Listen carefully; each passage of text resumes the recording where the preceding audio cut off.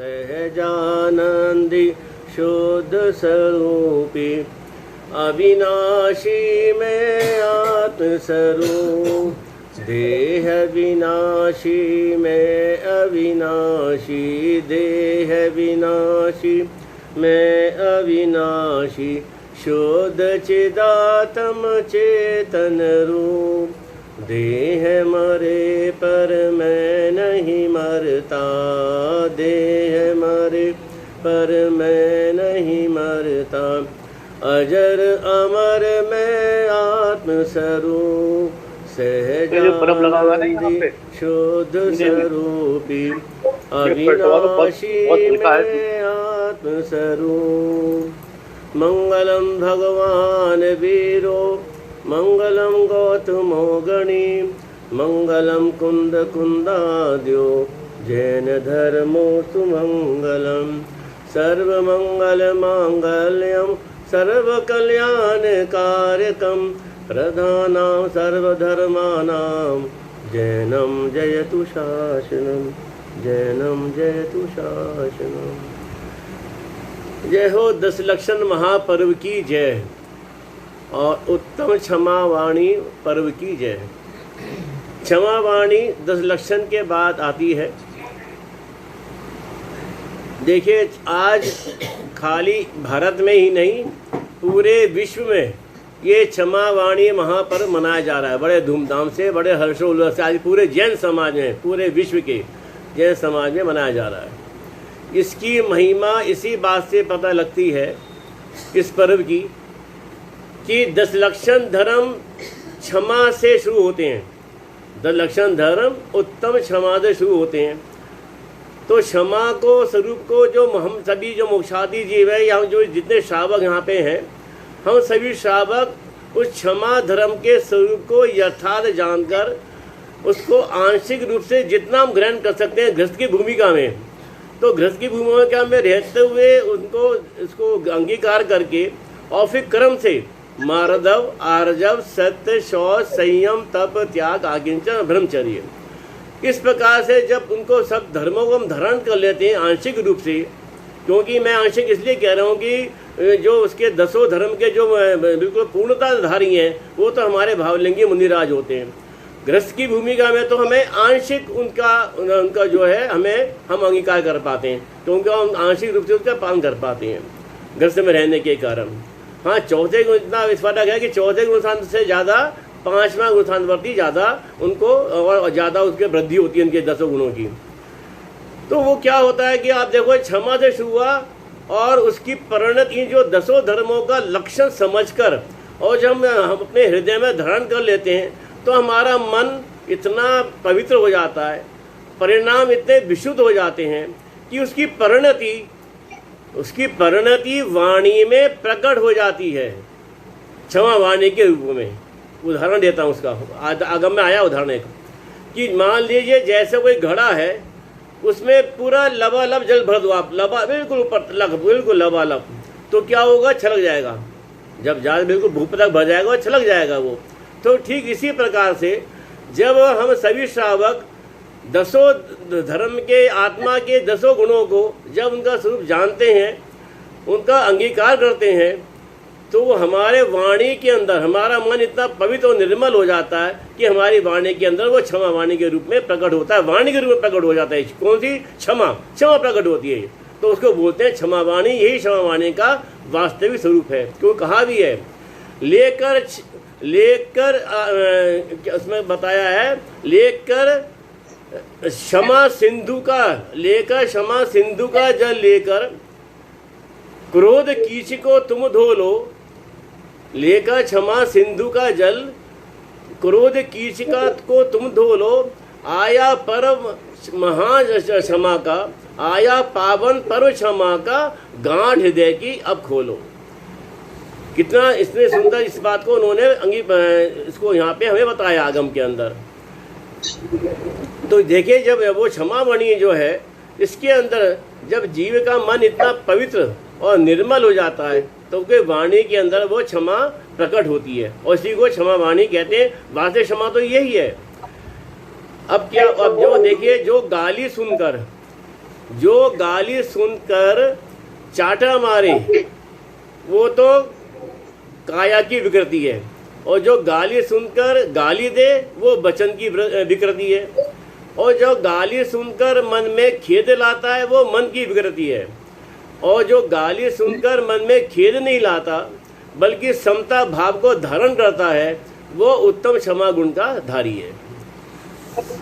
मनुष्य को इसीलिए ये कहा कि मनुष्य को, श्रावक को गलतियों की क्षमा मांगने के लिए उसकी अंदर क्षमता का विकास करना चाहिए, उसकी क्षमता विकसित करनी चाहिए हमें, तो जिससे कि हम सच्चे दिल से, यानी बिल्कुल दिखावे के नहीं, सच्चे दिल से और अपने निर्मल मन से और बगैर बेशुद्ध परिणामों से हम क्षमा मांग सकें।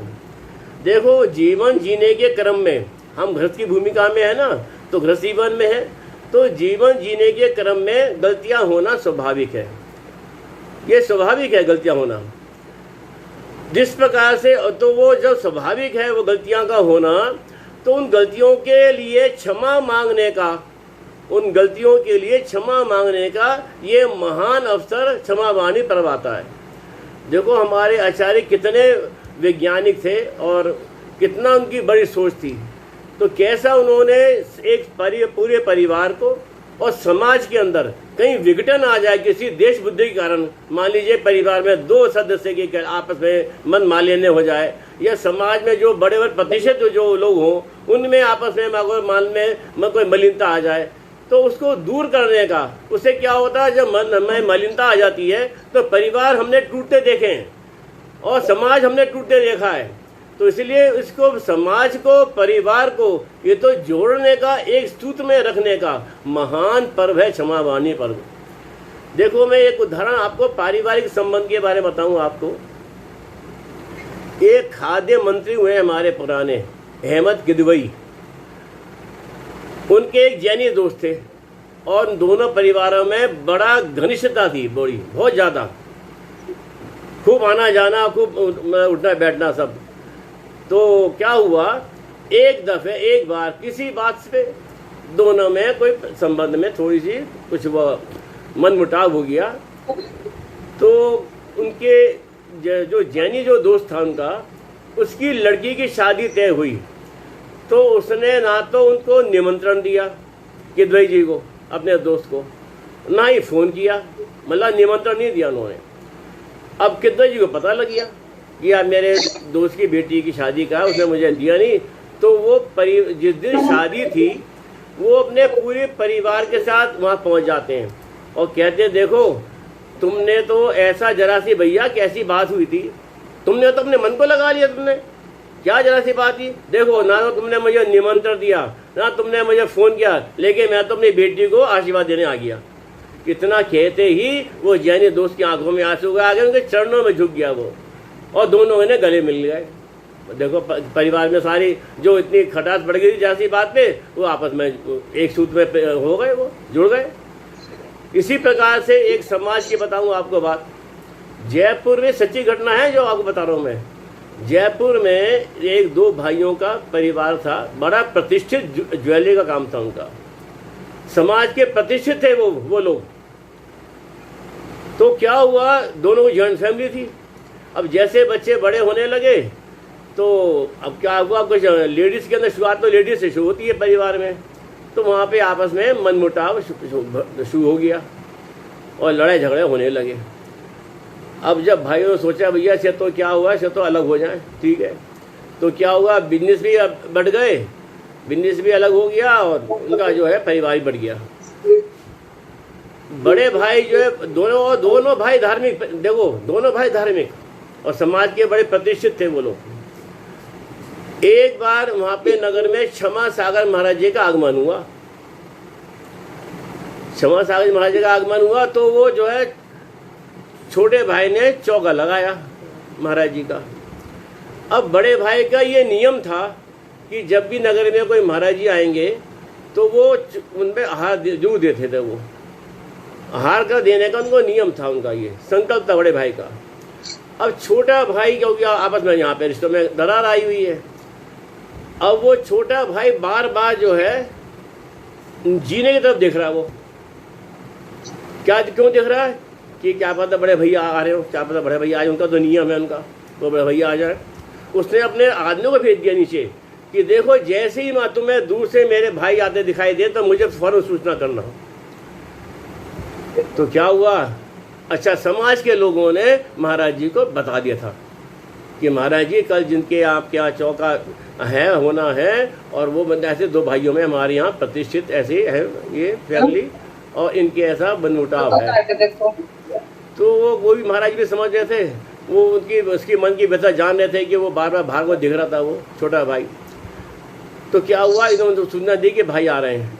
तो वो छोटा भाई दौड़ा हुआ नीचे गया, महाराज जी मैं थोड़ा माफ़ कीजिए, मैं अभी आता हूँ 1 सेकंड में, अभी आया बस। आए तो नीचे जाके भाई के पैरों में क्षमा मांगता है वो, और आदर सहित उनको ऊपर लेके आता है, और दोनों भाइयों में फिर वो आहार देते हैं, और दोनों परिवार फिर जुड़ जाते हैं, एक ही सूत्र में मतलब पूरे जुड़ जाते हैं दोनों परिवार। तो ये है क्षमा भावनी। क्षमा ये है, क्षमा का वास्तविक स्वरूप ये है इस प्रकार का।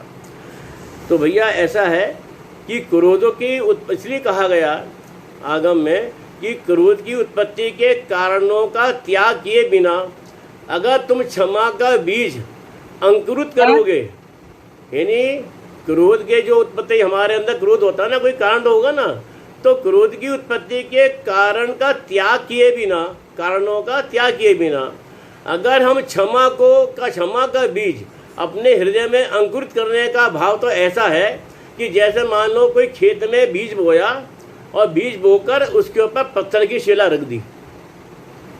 कोई बीज बोया खेत में और उसके ऊपर पत्थर की शिला रख दी, तो आचार्य भगवान कहते हैं तो हे जीवो तुम अपने जीवन में क्षमा का बीज तो जरूर अंकुरित करना। ध्यान सुनना क्या कह रहे हैं आचार्य भगवान कि हे जीवो, हे भव्य जीवो, अपने जीवन में अपनी आत्मा के अंदर क्षमा का बीज तो जरूर अंकुरित करना, लेकिन उसके ऊपर अहंकार की शिला मत रख देना। अहंकार की शिला मत रख देना। अगर तुमने वो रखी तो फिर क्या, कुछ नहीं, व्यर्थ है वो क्षमा का भाव पैदा होना, उसका कोई फायदा नहीं है। तो इसलिए आचार्य भगवान कह रहे हैं भैया कि देखो टोडरमल जी ने इसी बात को, इसके क्रोध के स्वरूप को क्या समझाया अपने, कि क्रोध आत्मा की ऐसी विकृति है, ऐसी कमजोरी है जिसके कारण उसका जो है विवेक समाप्त हो जाता है, भले बुरे की पहचान नहीं रहती है, और वो जिसके ऊपर उसको क्रोध आता है उसको भला बुरा कहता है, गाली देता है, मारता है, पीटता है, और कोई मान लो बीच में बचाव करने आता है तो उसे भी भला बुरा कहता है, उससे भी लड़ने लगता है, उसको भी मारने लगता है। और अगर उसका किसी भी तरह से बुरा ना हो पाए तो वो अपनी जान को जोखिम में डालकर वो सब कुछ करता है कि सामने वाले को वो बुरा कर दे। और अगर कुछ बुरा ना कर सके ना तो क्या करता है, वो क्रोध में आके अपने अंगों का घात करता है, खुद अपने अंगों का, और यहाँ तक कि विष खाकर मर जाता है। क्या है ये, क्रोध की चरम सीमा है, क्रोध की परिणति है, यानी उत्कृष्ट परिणति।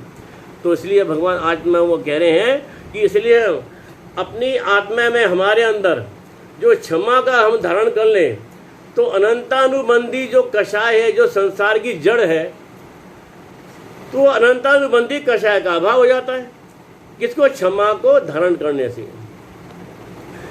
देखो अगर हमने आत्मा के प्रति, देखो आज तक क्या हुआ मैं आपको बताऊंगा एक बात, हमने सभी ने अनादि काल से आज तक दूसरों को तो क्षमा किया, चाहे वो दिखावे के लिए किया या कैसे किया या वास्तविक क्षमा किया है ना, उनकी में तो हमने उनको क्रोध ही किया तो उनके देश बुद्धि हो गई थी तो दूसरों को क्षमा कर दिया।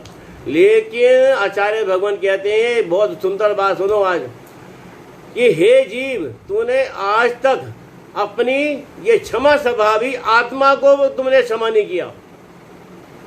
क्या कह रहे कि हे जीवो तुमने आज तक अपनी क्षमा स्वभावी आत्मा पे मेरे को तुमने क्षमा नहीं किया, यानी तुमने इतना सबसे ज्यादा क्रोध जो तुमने किया है आज तक अपनी आत्मा से किया है।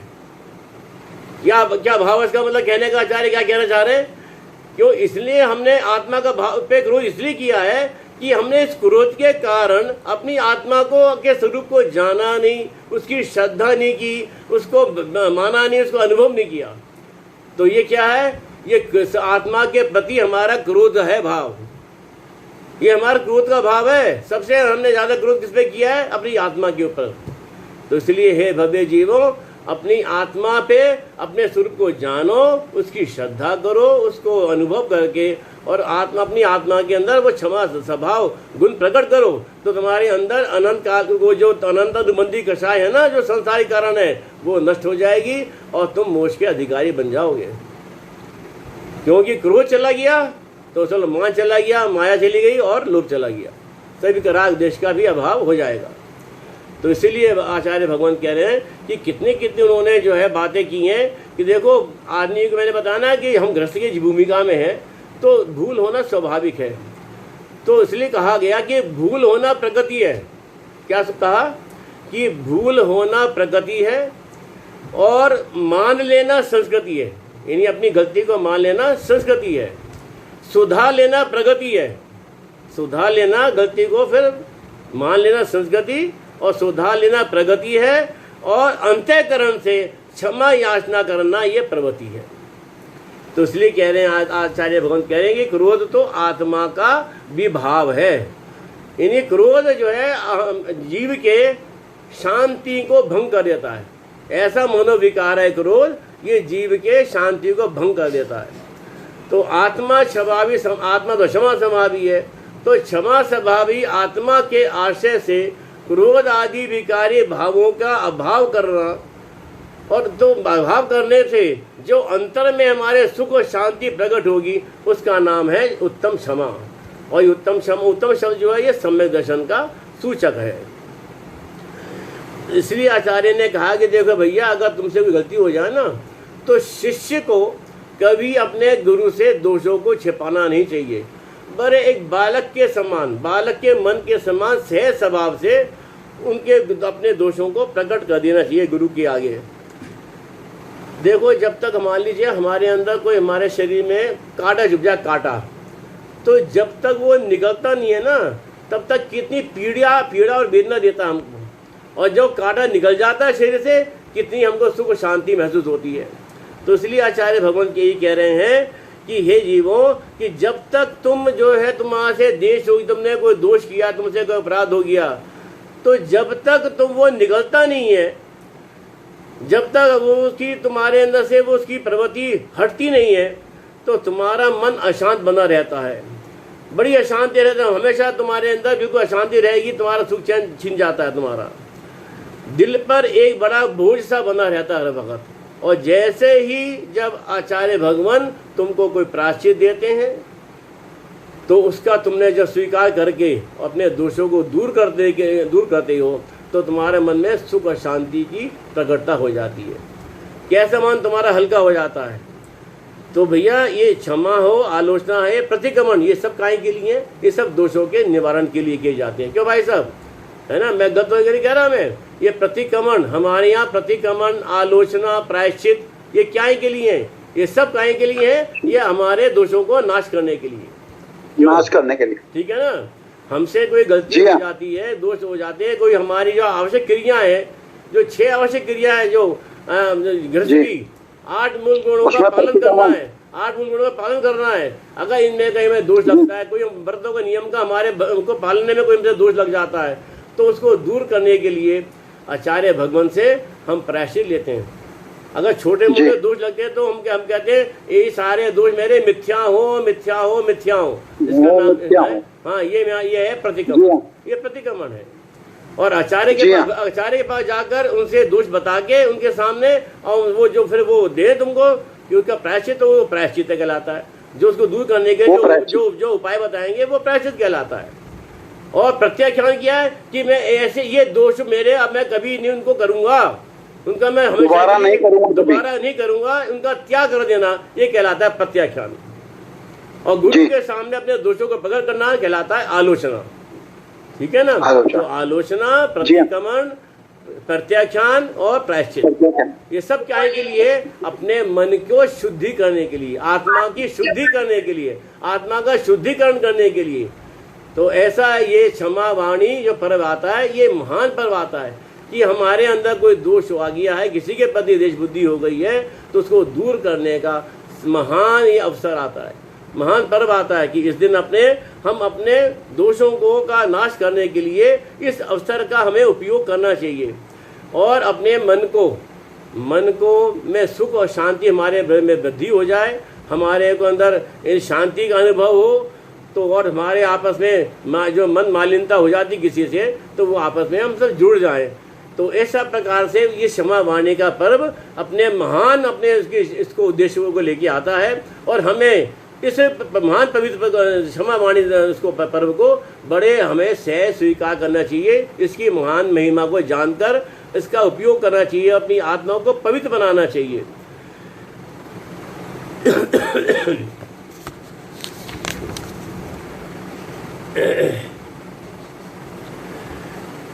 देखो, जब आप अपने आत्मा के गुणों को विकसित करते हैं तो जीवन में खुद स्वयं ही अपने आप जीवन में जब हम अपने आत्मा के गुणों को विकसित करेंगे ना, तो जीवन में खुद स्वयं ही अपने आप ही उसके अंदर हमारे अंदर खुशी का संचार होता है, सुख और शांति का संचार होता है।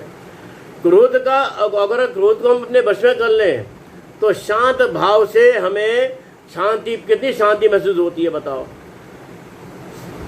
शांति का, खुशी का संचार होने लगता है। जीवन में देखो, जाने अनजाने में कितने घोर पाप हो जाते हैं, उन पापों का नाश करना ही आचार्य बता रहे हैं कि ये क्षमा वाणी पर बड़ा अवसर आता है। उन सभी पापों का नाश करने का ये बड़ा अवसर है, महान अवसर है। इस पर्व पर प्राणी मात्र के प्रति प्रेम, करुणा, क्षमा का भाव अपने मन में लाओ, तो मन की ग्रंथियों को खोल दो, बिल्कुल सारी मन की जो गांठें हैं उनको खोल दो और अपने जीवन को महान पवित्र बनाओ, जिससे कि हमारा मोक्ष का मार्ग प्रशस्त हो। यानी किसी को भी देखो यातना देना वचनों से, मानसिक शारीरिक देखो, मानसिक यातना कौन सी पीड़ा कौन से पचाते हैं हम, शारीरिक होती हैं, मानसिक होती हैं और आर्थिक होती हैं, ये यातना दी जाती हैं। जयपुर की एक घटना है, बता रहा हूँ आपको मैं, वो अपना जैन परिवार की, बड़ा दुख की बात है कि वो अच्छा संभ्रांत परिवार था और उनकी बहुओं ने अपनी सास को ऊपर छत के ऊपर एक स्टोर में बंद कर रखा था और उनके ऊपर यातनाएं करती थी। वो उनको लात मारती थी और वो रूखा सूखा खाना देती थी, यहाँ तक कि उनको बाथरूम जाने की भी परमिशन नहीं थी। ऐसा हाल उन्होंने करा अपनी सास के साथ। ये हमारे जैन परिवार बता रहा हूँ, ये भी सच्ची घटना बता रहा हूँ। तो फिर जब पता लगा समाज में लोगों को, तब वो आते हैं, भाइयों का भी उनका व्यापार था, उनके भाइयों की बड़ी बेइज्जती होती है पूरी परिवार में और कोर्ट में केस पहुंच जाता है और उनको इतना जुर्माना लगाया जाता है, उनको सज़ा मिलती है भाइयों को, उनकी जो बहुएं हैं उनको सज़ा मिलती है। तो ये भैया इस तरह के हमें अपने किसी प्रकार से किसी भी को पीड़ा नहीं देनी चाहिए, यातना नहीं देनी चाहिए। अपने भैया हम सभी इंसान हैं, सभी भगवान आत्मा हैं। तो ये सब क्या है, ये सब है हमारे नैतिक संस्कारों की कमी, धार्मिक संस्कारों की कमी का होना। तो इसलिए आचार्य भगवान कह रहे हैं कि भैया कि ये क्या है शब्द, उन्होंने लिखा, 2 लाइनें और लिखे बताऊँ आपको कि अहम का विसर्जन, भाई साहब जरा सुनना ध्यान से, अहम का विसर्जन और अपराध का विस्मरण, यही सच्चा प्रतिक्रमण, आत्मा का शुद्धिकरण। अहम का विसर्जन, अपराध का विस्मरण, भूल जाओ अपराध का विस्मरण, यही सच्चा प्रतिक्रमण और आत्मा का शुद्धिकरण। ये क्षमा वाणी महापर्व का ये संदेश है जो हमें अंगीकार करना चाहिए। देखो, इसलिए हमें वास्तविक क्षमा, तो देखो आजकल क्या क्या से तरीके हो गए क्षमा मांगने के। पहले तो क्या था कि वो कार्ड छपाते थे, क्षमा वाणी कार्ड, और सब जो उनको भेजना होता था परिचितों को, वो एड्रेस लिखा और उनको भेज दिया। लेकिन समय बदला और समय बदलने के साथ फिर फ़ोन आ गए, अब फ़ोन पे देने लगे, क्षमा मांगने लगे। अब वो क्या हो गया, और आगे टेक्नोलॉजी बढ़ी, अब व्हाट्सअप आ गया, तो व्हाट्सअप पे जो है भेज देते हैं। अब व्हाट्सअप पे क्षमा मांग लेते हैं, बस हो गया काम। बताओ, यानी व्हाट्सअप पे क्षमा मांग लो तो हो जाएगा काम। अरे ये तो सब क्या है, ये सब एक व्यवहार की क्रिया है, इससे कोई क्षमा वहाँ कुछ नहीं होती है। क्षमा से क्षमा तो ये है कि भैया हम जो है आपस में समाज में उठे बैठे, आपस में अपने जो देश बुद्धि कुछ हो गई है तो उनको आप हम दूर करें। और देखो मजे की बात क्या होती है, हम क्षमा किनसे मांगते हैं? जिनसे हमारी कोई देश बुद्धि होती नहीं है, कोई झगड़ा ही नहीं होता, हम उनसे मांगते हैं। क्यों संदीप जी?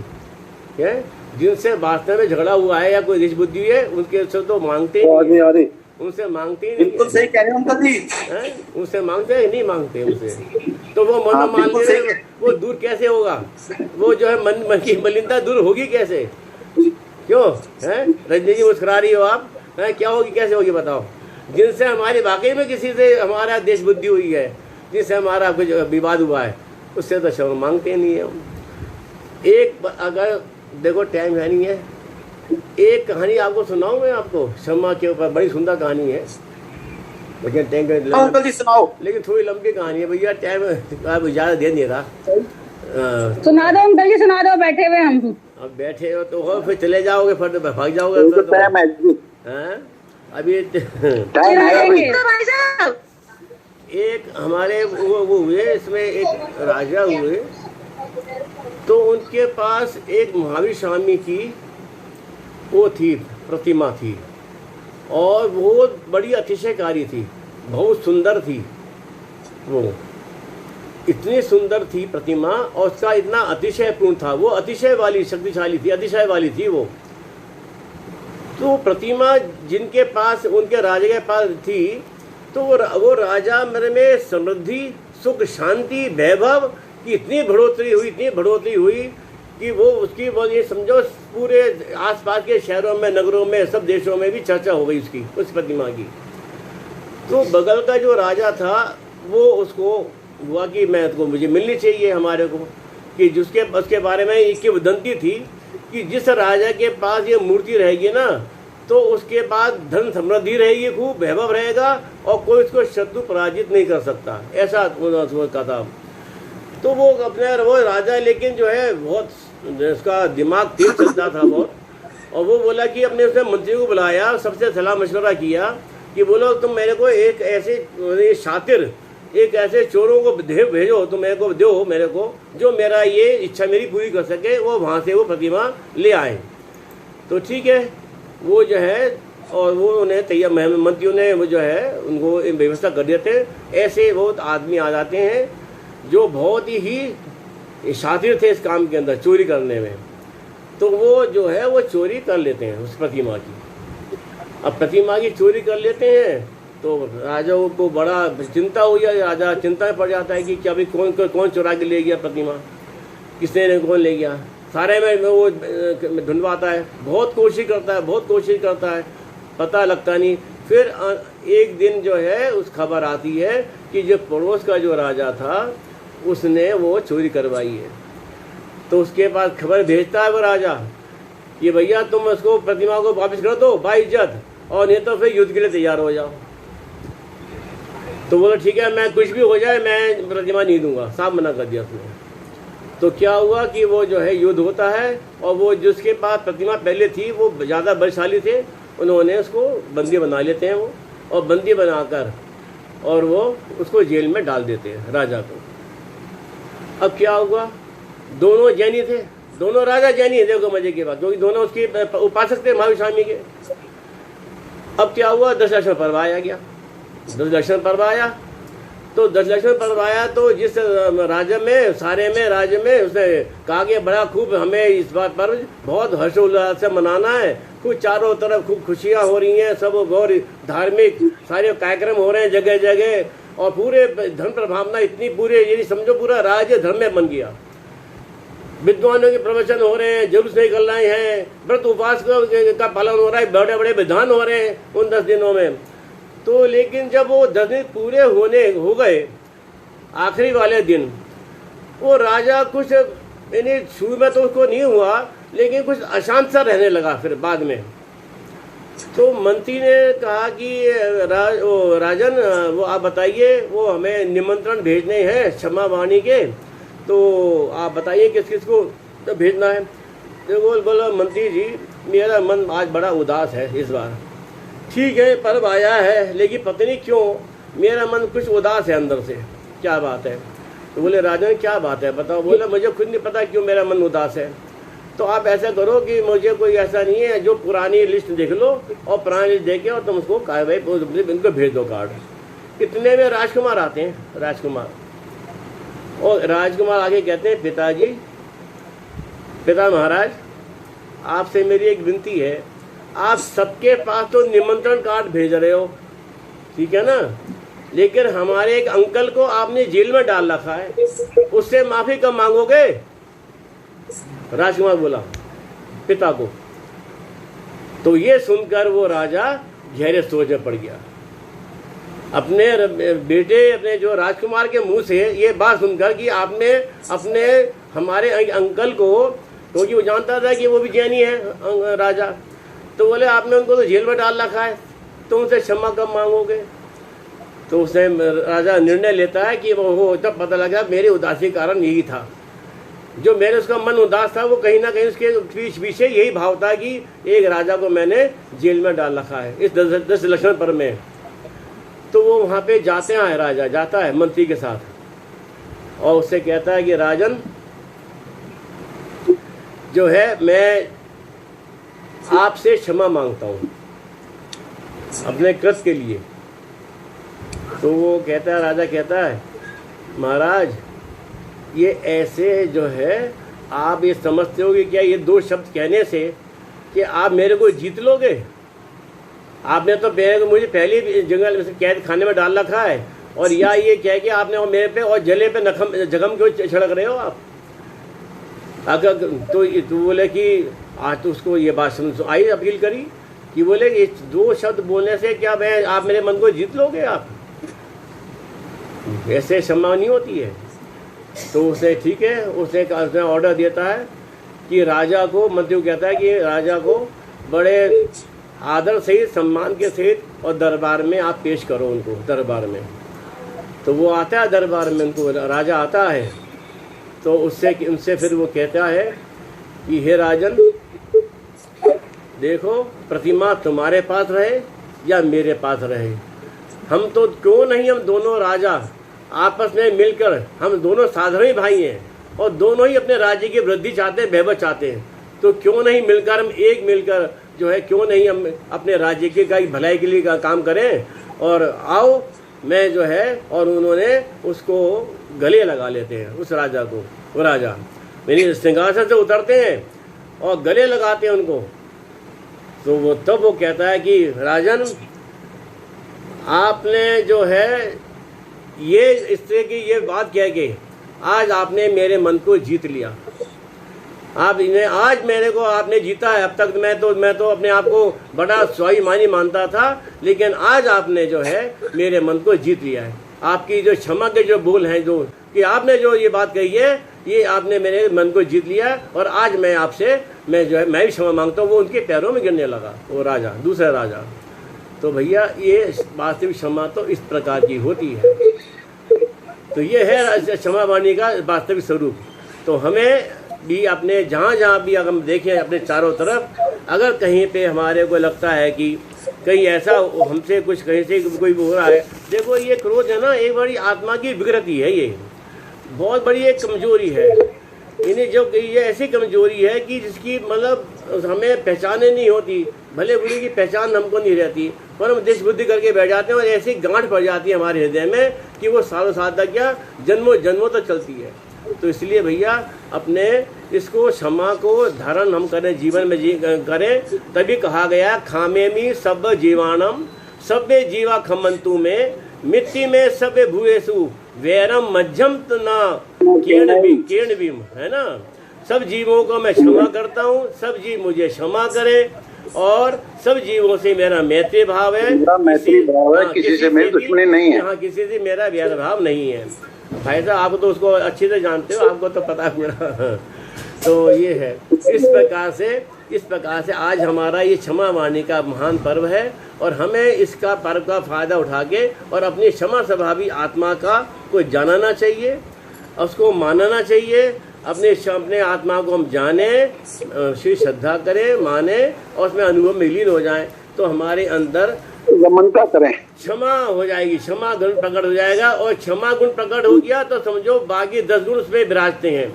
जैसे जिस प्रकार से अनंतानुबंधी संसार की कारण बट वृक्ष है, इसी प्रकार से ये जो क्षमा गुण है इसके अंदर बाकी जो 9 गुण है बाकी वो भी इसमें समाहित हो जाते हैं, क्योंकि इसके अंदर क्षमा आ गई तो माधव नहीं आएगा क्या, उसमें आजम नहीं होगा, सत्य नहीं बोलेगा,